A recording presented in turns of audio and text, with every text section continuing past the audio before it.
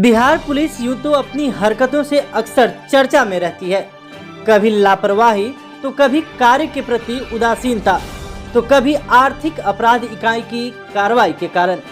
मगर वैशाली जिले की लालगंज पुलिस की कहानी जरा हटकर है। एक बच्चे का अपहरण होता है। उसके पिता अपहरण होने की शिकायत लेकर लालगंज थाने पहुंचते हैं।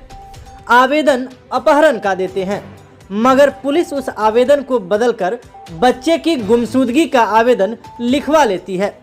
ये बात और है कि केस दर्ज करने वक्त अपहरण की धारा भी जोड़ दी जाती है। घटना लालगंज बाजार के सूर्याना मंदिर स्थित अखिलेश कुमार राय के परिवार का है। अखिलेश राय का 12 वर्षीय बेटा आदर्श कुमार 26 जनवरी को अचानक से गायब हो गया, जिसकी सूचना वे लालगंज थाना को दिए। घटना में अपराधी मोबाइल पर फिरौती की मांग कर रहे हैं, जिसकी जानकारी देने के बाद भी पुलिस न तो बच्चे को बरामद कर पाई और न ही अपराधी को गिरफ्तार कर सकी।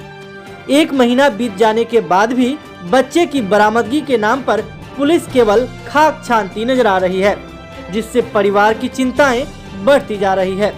अपहरित बच्चे के माता पिता हतोत्साहित होकर आत्महत्या करने की बात कह रहे हैं। आप खुद ही सुने क्या है उनका कहना। लगातार आप थाने पर आ रहे हैं, क्या परेशानी है? परेशानी जी, मेरा 26 जनवरी को मेरा बेटा गायब हो गया है। मैं सभी जगह दौड़ लगा रहा हूँ, लेकिन मुझे कहीं सफलता हासिल नहीं हो रहा। मैं आज यहाँ कल वहाँ पर एसपी साहब के यहाँ भी गए, डीएम साहब के भी यहाँ गए, सभी आदमी का आवेदन दिए। एसपी साहब से 2 दिन हम भेंट भी किए, तो बोले जो आपके केस में आदमी लगा हुआ है, हम लोग खोजबीन कर रहे हैं। हमने सर क्या हो रहा है, जो हमको कुछ नहीं बुझा रहा है। हमको कुछ बताया था जो मेरा बेटा है, मेरा एक ही बेटा है, मैं इसीलिए परेशान हूँ। तो ठीक है, अब जाइए थाना पे। हम बड़ा बाबू को फिर फ़ोन किए जो थोड़ा इनका फिर देख लीजिए। यहाँ बड़ा बाबू से मिले तो बड़ा बाबू बोले जो हम लोग लगे हुए हैं, आप अपना तहत से खोजिए, मैं अपने तहत से खोज रहा हूँ जी। 1 महीना 2 रोज आज हो गया, अभी तक कहीं से हमको कुछ नहीं बुझा रहा है। बड़ा बाबू क्या बताते हैं? बड़ा बाबू बताते हैं, हमको पता चल रहा है, हम आपको पूरा तहकीकात आपके केस के मैं कर रहा हूँ, जहाँ तक होगा आपके हित के लिए काम कर रहा हूँ। हमने सर हमको तो कहीं से कुछ नहीं बुझा रहा है, मैं मर जाऊँ क्या? मेरा एक ही बेटा था, मैं 2 व्यक्ति किसके सहारे जीऊँगा? लिखवा के आए अपने एक मित्र से, वो आवेदन पे नहीं हुआ। यहाँ पे क्या लिखे थे उस आवेदन में आप? वो आवेदन में लिखे थे मैं जो मेरा बेटा किसी आदमी ने कुछ खिला करके कहीं लेके चला गया बाजार से बाहर। लेकिन बोले जी नहीं ऐसा होगा तो कहीं चला गया होगा किसी साथ, आ जाएगा 2 दिन में, ये नहीं चलेगा, हम लिखवाते हैं। तो वो एक मैडम बैठी थी, वही लिखवाई, उस पर वो लिखवा। हाँ, जब बच्चा 1-2 दिन में आपका आ जाएगा, मिल जाएगा। चला गया मतलब आपने जो समस्या बताई उसको बदलवा दिया गया जी। अब मेरे मोबाइल पे पैसा के फिरौती का मैसेज आया था, जब आपका बच्चा गुम नहीं हुआ है, अब तुम्हारा बच्चा किडनैप हुआ है, तो तुमको 2 लाख रुपया दो, बच्चा ले जाओ। तो हमने बोला जैसे कहाँ देना है।